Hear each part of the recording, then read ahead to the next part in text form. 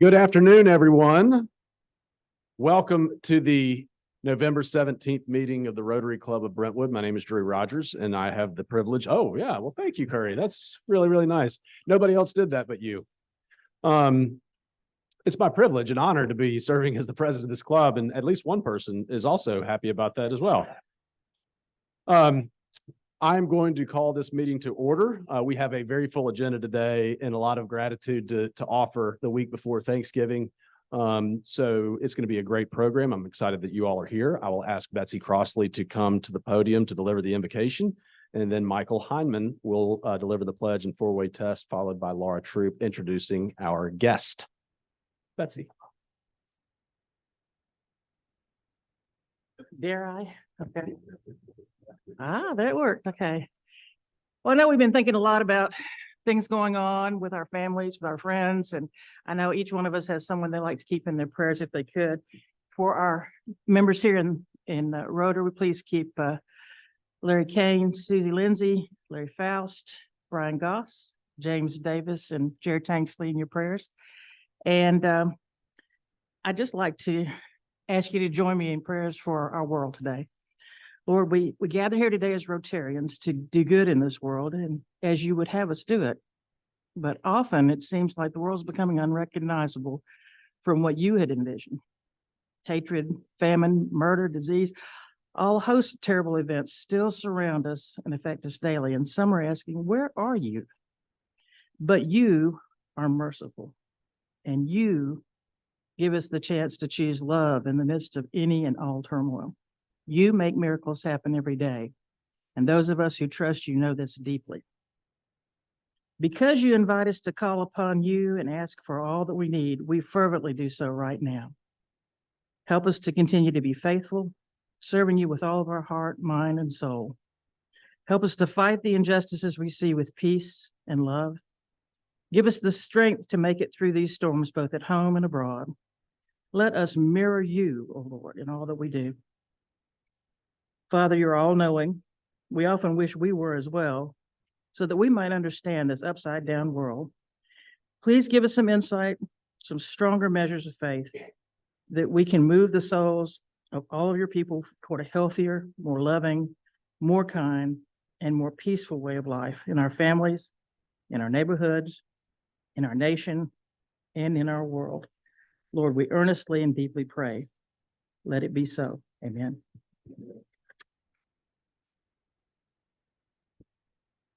Please address the flag. I pledge allegiance to the flag of the United States of America.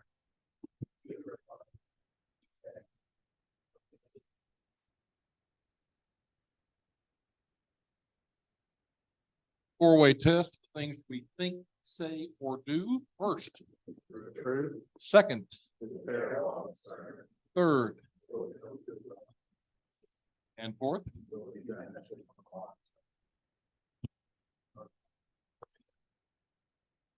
Betsy, thank you so much. What a lovely invocation. I really appreciate that. And Michael, thank you for leading us in the pledge and four-way test. We do have one guest that is currently in the membership pipeline, and I would like to ask Laura Troop to introduce our guest. Jennifer Bourne is not here today, so I am stepping in to welcome again Steve Tate, who is in process. He's over here. Steve, wave your arm. Wave your arm so everybody sees you. Welcome, Steve. We have a lot of special guests who are going to be honored today in our program, so I'll let them wait till later.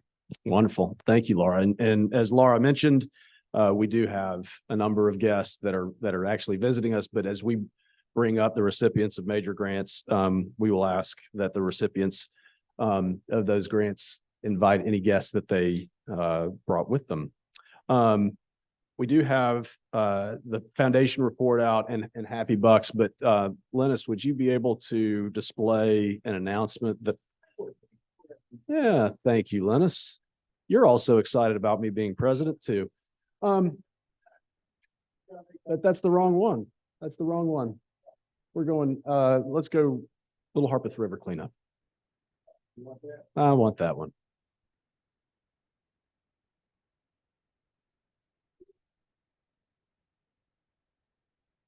We're a well-oiled machine here, folks.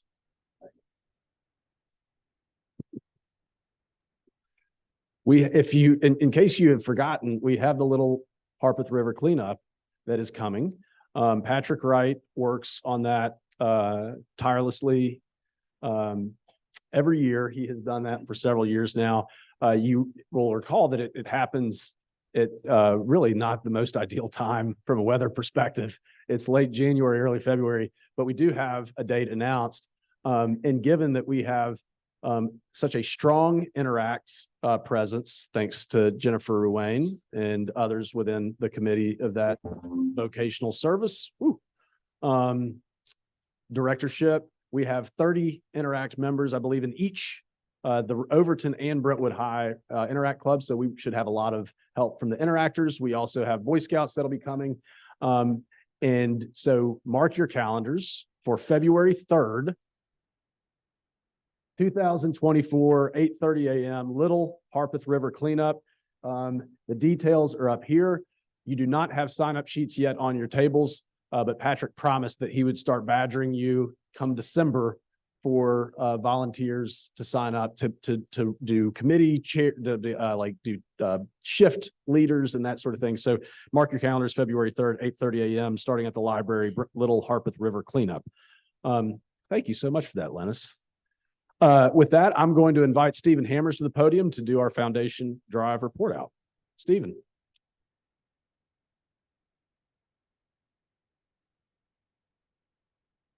If you are wondering why we're not in specific tables today, and that is thanks to you all, everybody has offered a pledge except for one person. Who is it? We know who it is. But what's amazing in a matter of a couple weeks, and that is amazing. Maybe that has something to do with me, but I doubt it. What I'm going to do is run down real quickly through the different tables, let you know what has been pledged or contributed.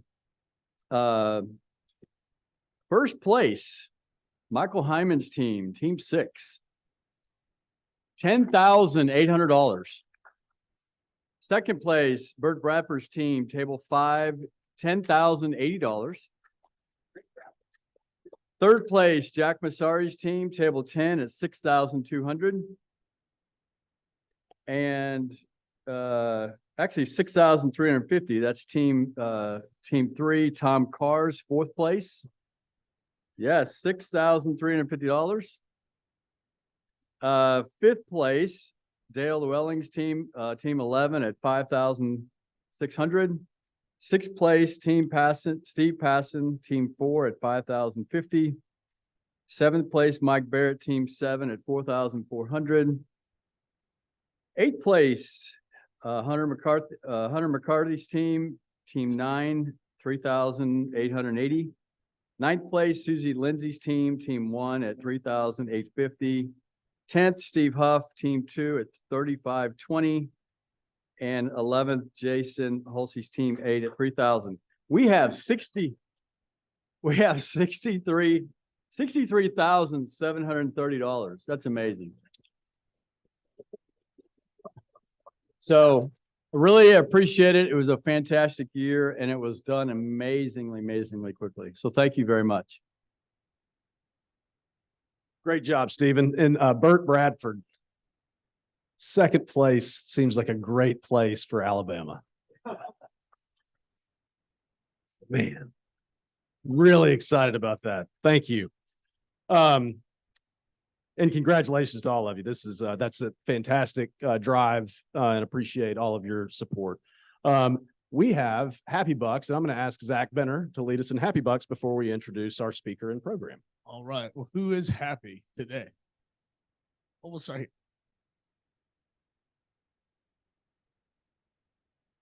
I'm here as a proxy for Sarah Johnson. She sent her regrets. She's been missing so many meetings, so I have $7 for all the meetings she's missed, and she hopes to see you soon. We hope to see her too. I did miss a meeting last week. I was in Cuba. I had not been there for about, I think we were last there 17 years ago and have noticed certain changes in the country over time. But one change that has not taken, there's still no Rotary in Cuba. Rotary depends upon a free economy and independent businesses, so that does not exist. But we're seeing a change there that from a pure communist country, we are seeing changes where people have more freedom. So I bring that little bit of information that but maybe one day Cuba will get Rotary.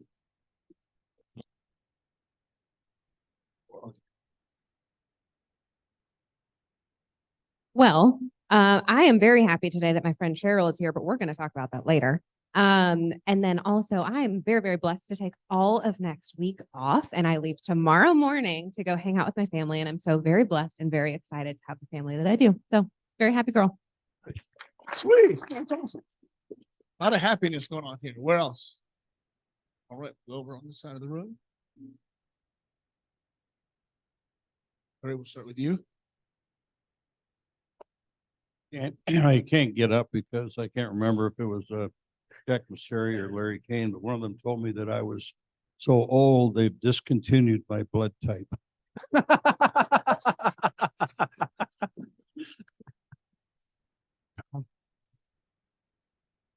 So we're 10-0. Last week, we took care of the hated hurricanes.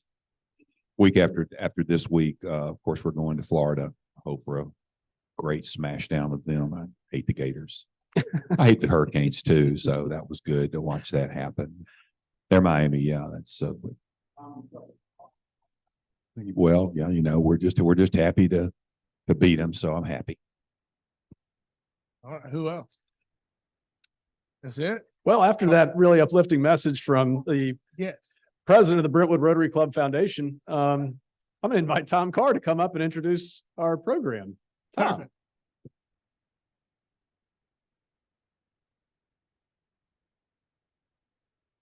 The real reason I'm happy is because this is one of the best programs of the year. So, you know, the Rotary Club is a nonprofit organization. Nobody gets paid other than Larry Kane and I when we take our annual cut from the foundation. Mine is a consulting fee and Larry's is a pension. Other than that, nobody gets paid here. We just work hard all the time. And so the people that do get paid are here today. And each year we are committed in the Rotary Foundation. And by the way, I'm the president of the Rotary Foundation. Those of you that don't know me or know why I'm up here, other than just to make space. But we pledge $100,000 a year to charities and scholarships. And we do it through a series of grants. The scholarships we'll do that later in the spring.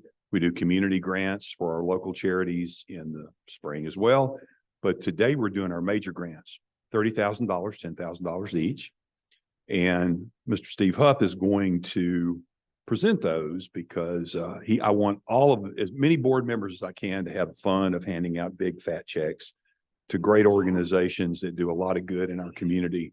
And this is really, you know, while we're in the club. So please just sit back and enjoy and feel the pride in knowing that your hard work and giving and donations are going out to help other people who need help very desperately. And without further ado, Mr. Huff, would you come forward?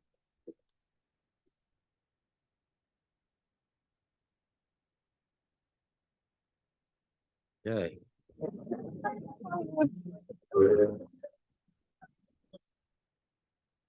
Bad start.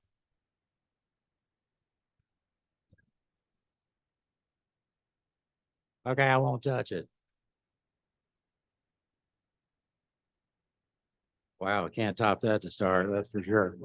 Okay, thanks, Tom. I'm glad you're bringing all that joy into the meeting today from Florida State. And Bart, there's still hope for Bama, even though number 2 apparently is a good place for you. Okay, like Tom said, today is one of the most anticipated days among our Friday meeting days. We'll be presenting our major grant recipients with their grant checks. And we'll give you Rotarians in the room a chance to get to know the recipients a little bit better and the good work that their charities provide in in our community. So as Tom may have mentioned, the decision of which charities receive these grants lies with the BRCCF. And for those that don't know, the trustees are on the slide behind me, hopefully. Okay, so that's working. That's good. And led by Board President Tom Carr. So Tom and the board examine many charitable requests each year and decide on the recipients. So I'm happy to introduce those recipients to you here today. But before I announce the recipients, I want to back up a little and remind you, it's directly through your efforts to raise money from events like Greenwood Rotary Golf Tournament, Pancake Day, and other events that provide the funds for the checks that we'll distribute here today. So today I'm going to distribute 3 checks, $10,000 each in major grant awards to these organizations. Today, you'll be able to see and hear how the excellent fundraising that you've done is translated into good works. So I want you to connect the work that you've done, some of you by selling sponsorships, others by direct donations. I want you to connect that work with what you see here today. Okay, our first major grant goes to One Gin Away, and One Gin is represented by founder Chris Whitney. Also here with One Gin are Chris's wife Elaine and Annette Doom. I'll let Chris tell you how the name One Gin originated. Hopefully you'll tell us that. But it's One Gin distributes physical food and encouragement to those in need throughout this area. Now, how they do this is unique. It's not just another food bank. I've had the good fortune to have been involved in distributions in Waverly several times, where many of the residents there are still rebuilding from the floods a couple of years ago. But before we award the grant, I would like to ask Hunter McCarty, who nominated One Gin, to stand up there at his table and tell us why you nominated them. We'll get you a mic here. Don't use this one. Stay away from that one, right? Well, it's a no-brainer with One Gin Away. It's one of the few organizations that not only do we get to give to them to help support their efforts, but we physically get to help them in ways that almost everybody in this club's had an opportunity at some point. There's still several members in the club that aren't as aware what they do, but I think you're going to learn a lot about that today with Chris's presentation. But mainly, being part of the community service group, you get to really get in and roll up your sleeves and, as they say, go to work. So I think that's what makes this a very special group for us. And we've been doing this now for well over a year, and we're going into the second phase, which will be next year. We hope this will continue, and we'll be able to do it quarterly. So we're just excited to have them here today. Okay.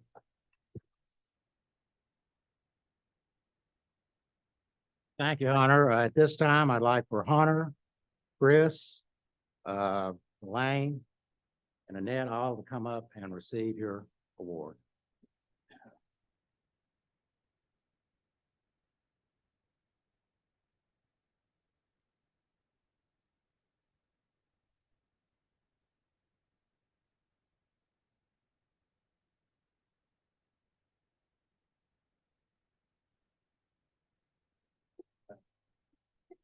Yeah, I'd like for Chris to tell us a little bit about what's going on at One Gin, what you're going to do with this grant, and what the future looks like. All right, great. Hey, thank you all for allowing us to be here today. Steve said I had about an hour, but I only take about 55 minutes. It won't take long. No, I'm just kidding. So Elaine and I moved here 19 years ago to Franklin from St. Louis, Missouri. She's from Greenville, Mississippi, where we got married. We moved here to start a church. We started a church. We didn't know a soul, no financial support, started a church. Not the brightest people in the room probably, but we were obedient to what we were told to do. And out of that came a food ministry, which we had no money for either. So it's great. We had a Hyundai Santa Fe and a dream. And so I was just praying one day and God dropped this phrase in my heart, one generation away. And without getting into the long story of it, it started as one generation away from eliminating racism, denominationalism, and poverty in America. So the goal was to get churches to cross racial and denominational lines to serve their communities unconditionally, with no agenda, no intent other than just to love people well. So we did start out of this Hyundai Santa Fe, and we rescue food. One of the second things we did was rescue food 6 days a week. So our first store was the Whole Foods on McEwen in Franklin, Tennessee. That was our first store we rescued. And so we did not have a warehouse. We would load the car, and there was times when Elaine would have boxes on her lap and we could barely put a piece of paper in there. And we would drive down to Spring Street in Franklin, public housing. If you didn't know, there's public housing in Franklin. If you didn't know, there's 3 trailer parks in Franklin as well. So we would go to the trailer parks and down there because there's a lot of low income families. And we would just go door to door and give the food away. So over that period of time, we've grown quite a bit. So we do mobile food pantries, which you just heard about what we do at Waverly on Saturday mornings. We'll do 37 mobile pantries, about 37 Saturdays in Middle Tennessee. And we also have a warehouse in Decatur, Alabama now, and also in Panama City, Florida. So the dream when I first dreamed this was to feed 1 million people on a Saturday morning and 1 million people being prayed with face to face by the local church. And so that's been the dream and the vision of this. And that, I know that's really crazy, but so it's our 10-year anniversary. We got incorporated on our own in June of 2013. So I'll give you a few numbers that'll kind of startle you a little bit probably, but we did about 400,000 pounds of food. I think it was back then that year.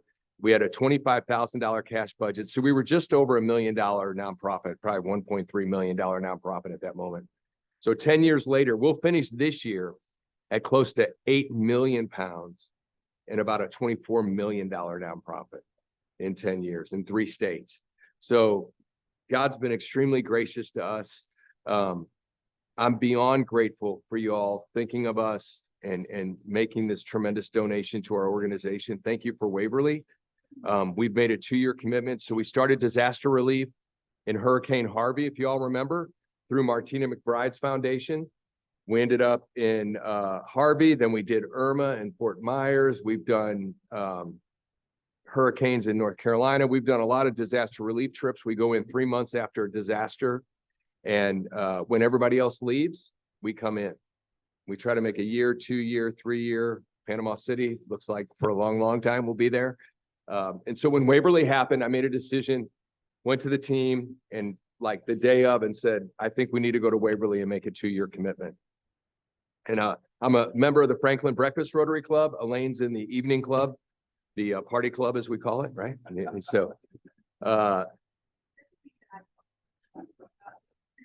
she does. Don't worry. Don't let her fool you. You know, the denial's the first step to get out, right? You know, so but anyway, she gave me the microphone, you know, so what can I say? And we've been there 2 years. December 2nd will be the end of 2 years.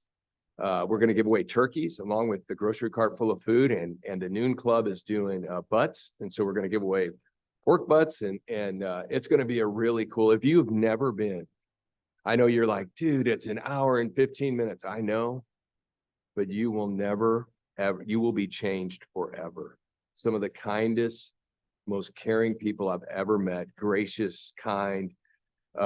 They show us pictures of their houses when they, you know, we have 3 families in our house. Hey, one of them got their house built. We get, you know, they get to move back into their house. It's incredible. The elementary school was destroyed. It's just unbelievable. There's still debris. There's still buildings that are, one's got a car sitting in the entrance of it for 2 years now still from the flood, right in the middle of the town. You can't miss it. So that's really special to us. We started a new thing called the Doorstep Pantry, which we deliver boxes of food to people's front doors for free. About 30% of the people we serve statistically are transportation insecure. So that allows us, I believe it's the last loop in food insecurity. It allows us to get food on people's front doors, no questions asked, no charge. They sign up, we deliver. So we're always looking for volunteers that want to come on a Friday morning and give away some food. We'll give you the addresses and map it out for you. You could do 5, 10, 1, whatever you want to do. And you get to engage some people and really meet them face to face. I guess above anything else, I just love to encourage you all to live by the motto, service above self. And we've been humbled, man, to get to serve so many people. And I tell people that one of the greatest decisions I feel like I've ever made was joining a Rotary Club. I've met so many amazing people. And I'm really serious about hunger. I think it's ridiculous that any elderly person makes a choice between food and medicine. And it's happening in Brentwood, Franklin. If it's happening here, imagine what it's like elsewhere. Kids going home on a weekend with no food. It shouldn't happen in this country. There's plenty of food. This is a logistics issue. It's not a supply issue. And we figured that out pretty well. Like I said, we're going to do 8 million, probably 7 million meals this year. And we are going to keep growing by God's grace and by generous donations like y'all gave to us. But I just feel like we have to do something. So I've been telling Rotary clubs, we virtually ended polio. We have a handful of cases left around the globe. What if we said, let's start in America and let's end hunger? Then take it overseas. End hunger. There's no reason. There's plenty of food. So from the bottom of our heart, thank you.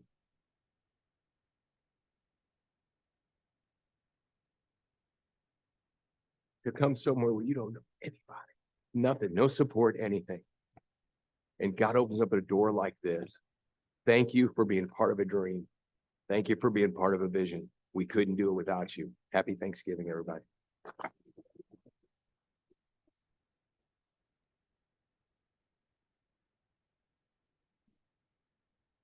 Wow. Thank you, Chris. We're so glad to be able to help.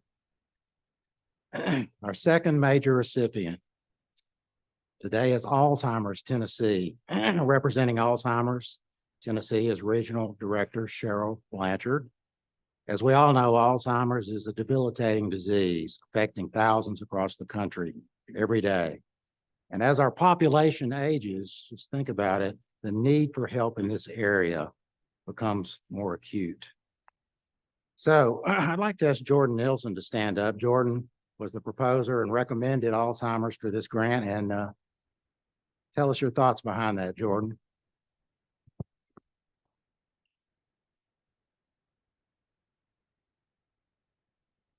So earlier I talked about how I was really excited that my friend Cheryl is here today, and I cannot tell you how excited I am. If you have been around me in the past 3 years, you have likely heard me talk about Alzheimer's Tennessee.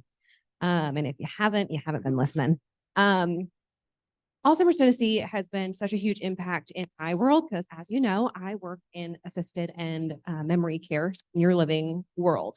The impact that this has had on our families, specifically in Middle Tennessee, I have never been around a nonprofit like Alzheimer's Tennessee that is so boots on the ground, so get your hands dirty in the world of Alzheimer's and dementia. It is a disease that is hard to watch, but also has so many moments of joy. And having people like Cheryl and those on her team that support those in Williamson County is absolutely amazing to watch. And if you haven't been a part of it, there are so many ways to volunteer. I could talk about this all day long. I'm just very, very blessed to be a part of what they do in this county and in Middle Tennessee as a whole. And they hit so many people in so many ways, and just very, very happy that Rotary is able to bless them and bless our community in the way that they impact.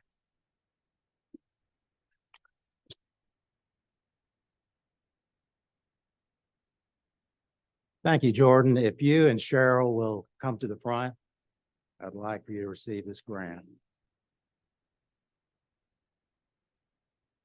Lennox, you're pretty busy today, I've noticed.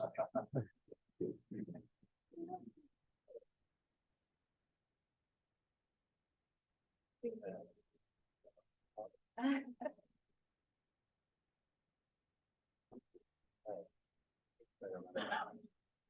like for Cheryl to tell us a little bit about how this grant's going to be used and what the future looks like for Alzheimer's Tennessee. Absolutely. I told Jordan, oh, wow, that's really up there. Okay.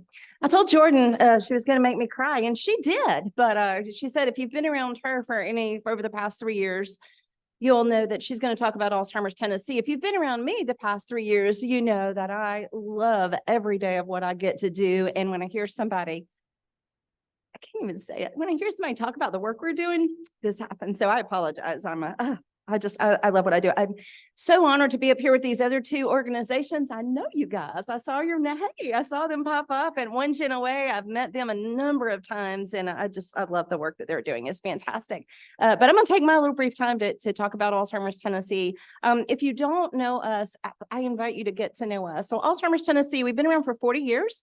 We are a statewide organization. What does that mean? Well, when you donate money and you want to know where does it go, what's it going to do? Every penny that we raise stays right here in Tennessee. Every penny that we bring in the Middle Tennessee office stays in Middle Tennessee. So that means this money that you guys so graciously have given us, and I'm so honored, that's going to benefit people right here in your backyard. I mean, it's going back to people that you know, that person that you know at church, that person that you know.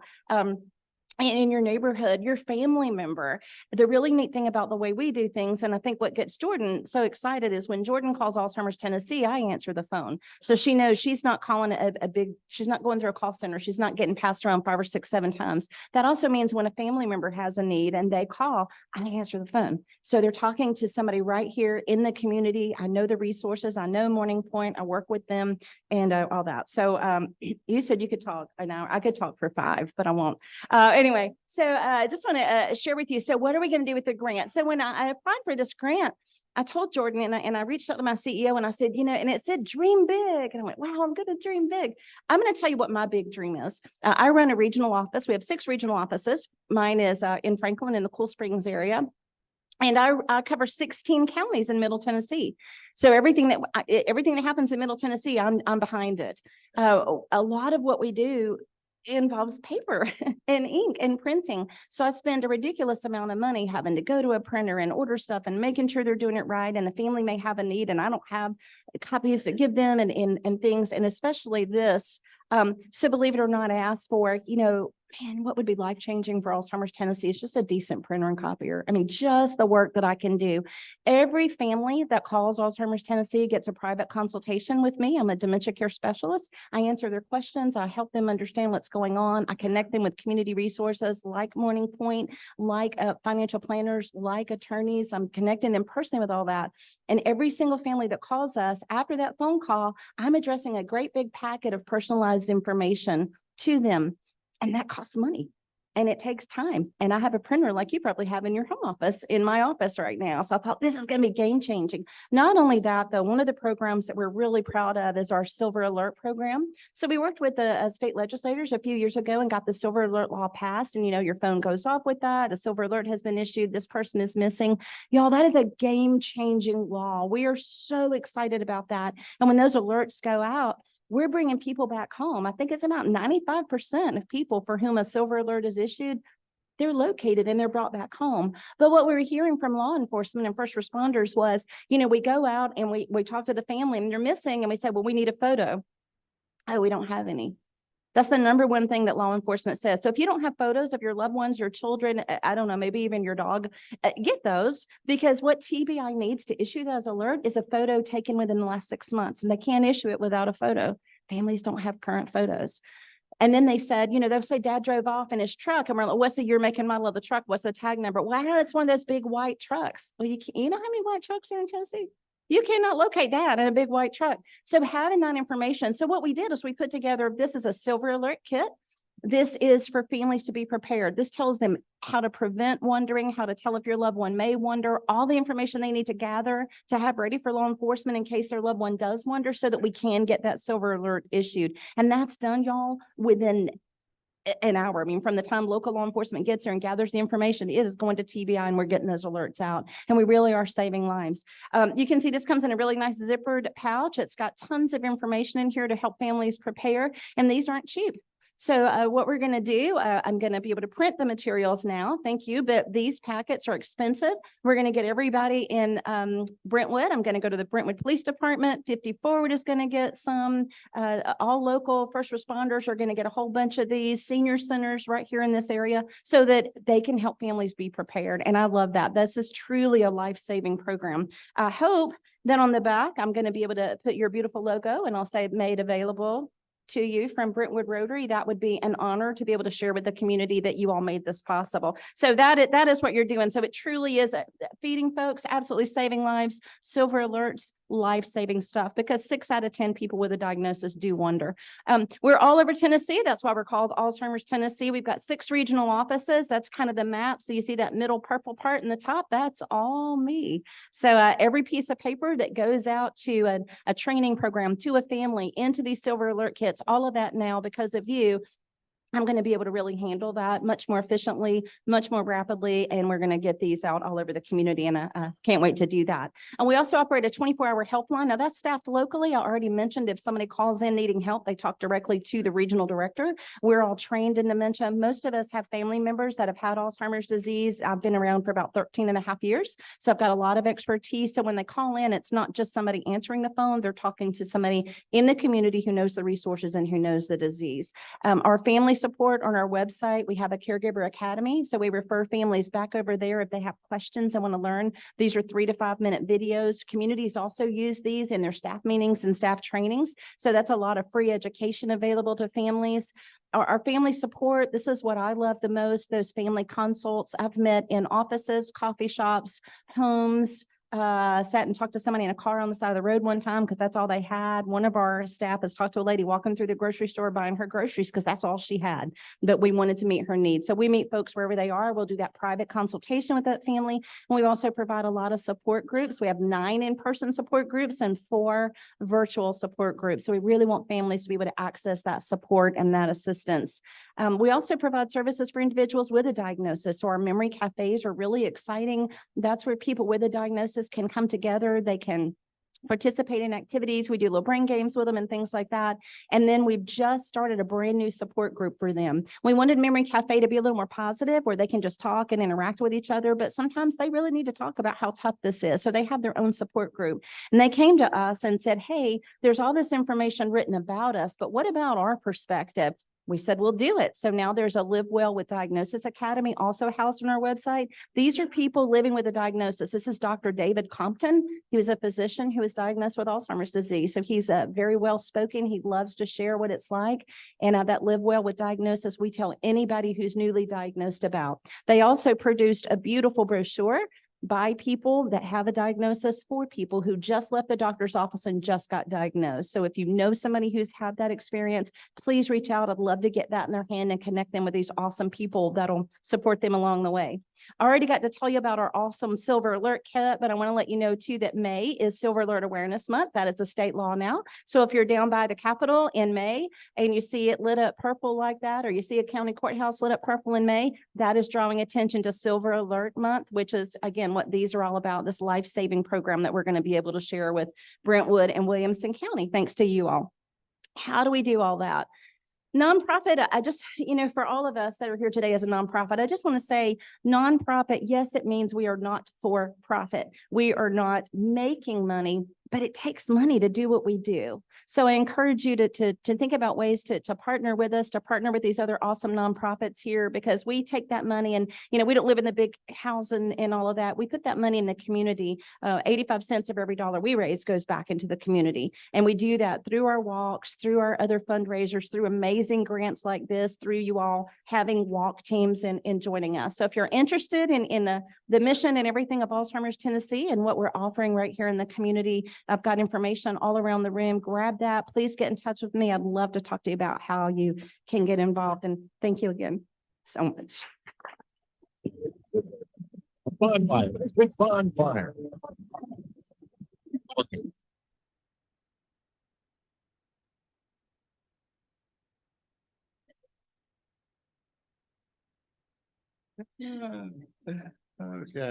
the funny thing is, I set this thing up this morning.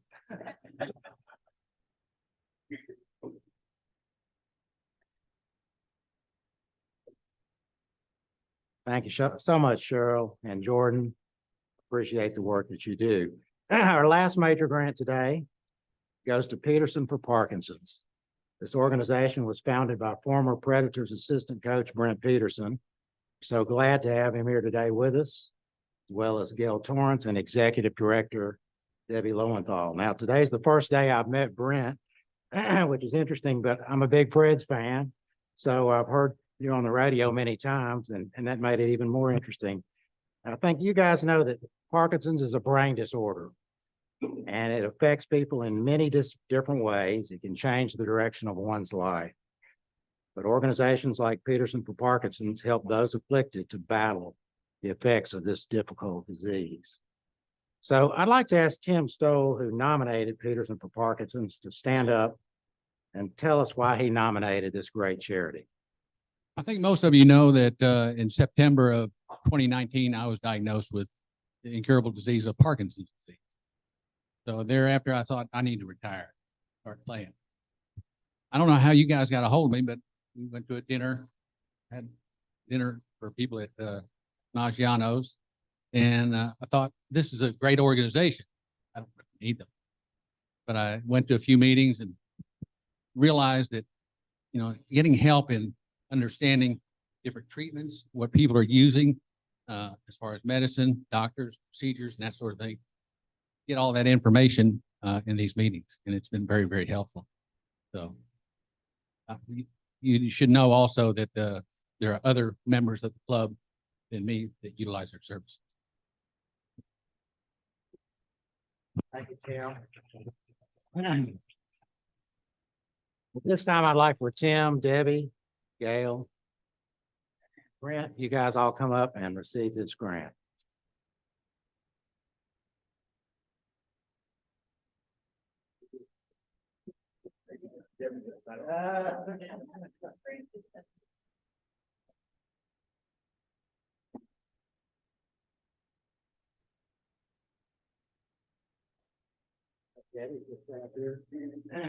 Maybe stay up here and tell us a little bit about what's new at Peterson for Parkinson's.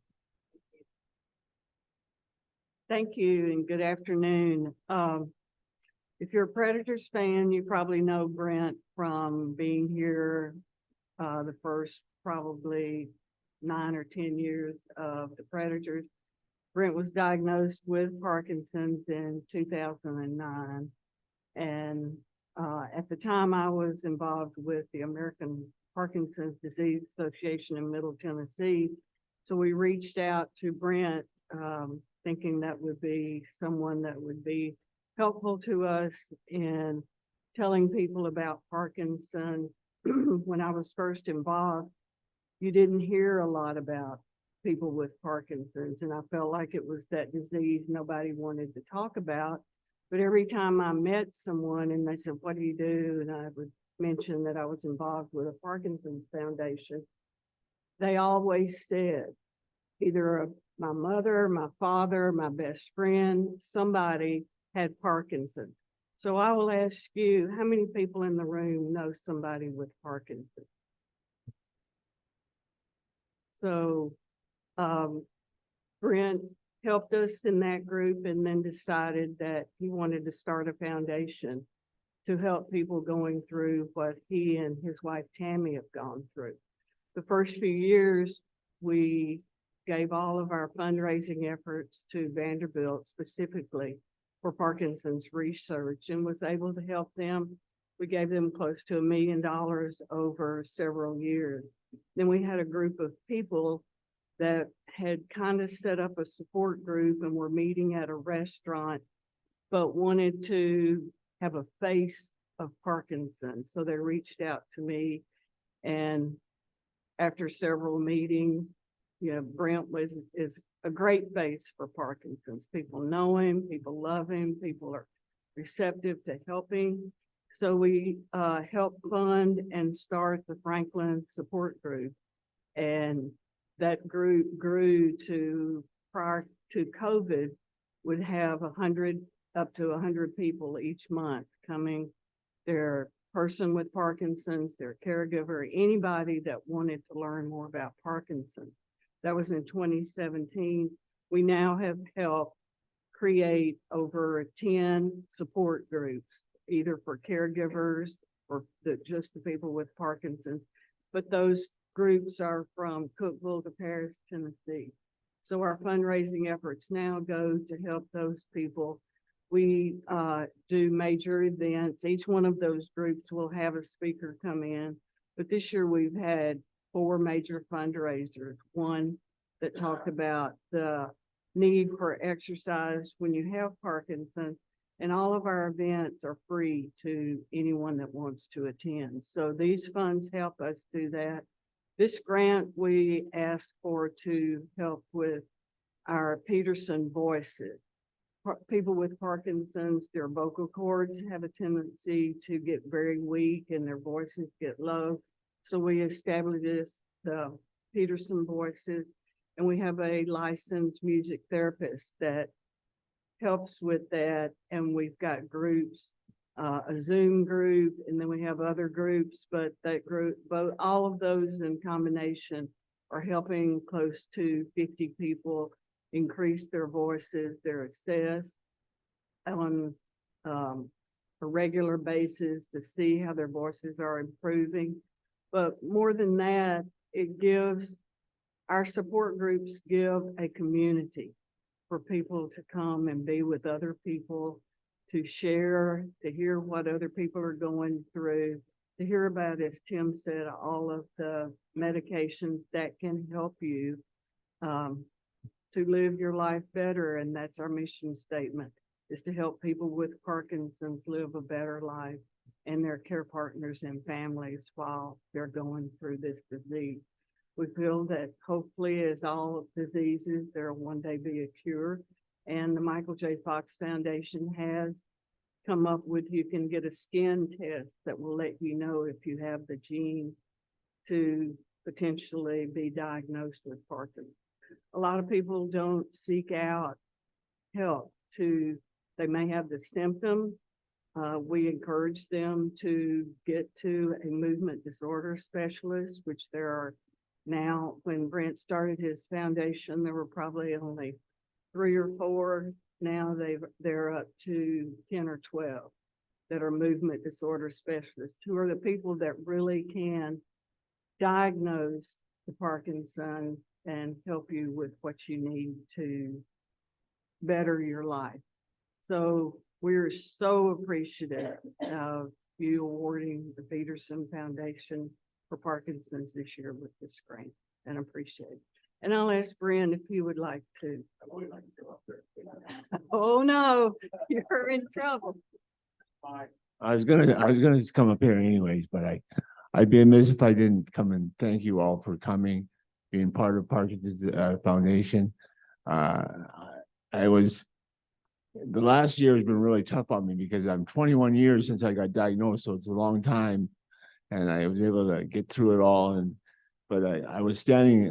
Barry Trotz asked me to speak to the players one day, and he says, just give it to him from the heart. And so I got up there, and Barry was here, and the other, and Ronnie, Scotty Nickel was over here, and I started talking. I talked about the players playing together and doing all the things you're supposed to do, and then I went blank. I just stood there, and I just said, "There, you gotta say something, say something, say something, say something." So Barry finally stepped in and says, Brent's a pretty good guy, but he doesn't know how to talk. So I just want to thank you again. Tremendous group. I know we saw you last year, and we thank you for the grant. We'll put it to good use, we promise. We don't have any paid people either, and I just love those 2 women, Gail and Deb, that do a lot of the work that I can't do. I just thank you from the deep part of my heart. Thank you very much.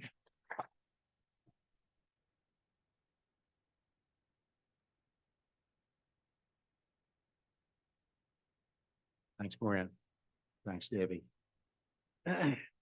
We thank all our grant recipients here today and are glad to have you here. I want all the Rotarians in the room to give yourselves a round of applause for the hard work you've done to support these charities.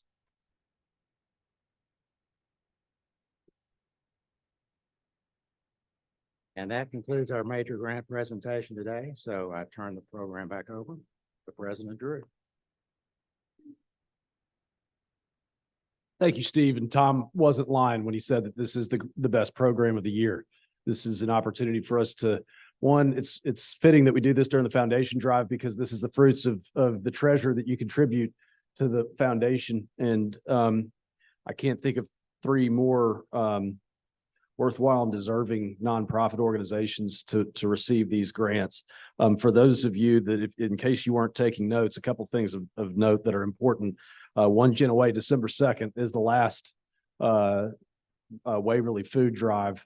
For those of you, if you haven't marked your calendar and haven't been able to go, we did collect Happy Bucks. Chris, you'll be glad to know this, last week, because we are partnering with the Murray County and other Williamson County clubs to contribute to the pork shoulder that's being smoked and delivered out there. So we were able to participate in that, but you can also participate with your time. So I would encourage you to do that. Alzheimer, Tennessee, the April walk. So please form a team and join Jordan and other Rotarians to come and do that. And then as an employee of First Horizon, who has been a longtime partner with the Peterson for Parkinson's Foundation, we've been a big supporter of the golf tournament, which is a big fundraiser that's held in the fall of each year. And there's the Petey's Preds Party and the golf tournament that happens in September, October of each year. So if you're inclined to do so, you should contribute to those in the next 12 months. Welcome to our guest, Steve. Glad to have you here. We look forward to welcoming you as a member in the near future. Chris, Elaine, Annette, Cheryl, Debbie, Brent, and Gail, thank you for being here. It's an honor to work alongside with you in the incredible work that you're doing, and we are proud to be supporting it. If there is nothing else for the good of Rotary, I know that there is a meeting of the Brentwood Rotary Club Charitable Foundation Board of Directors to give more money away.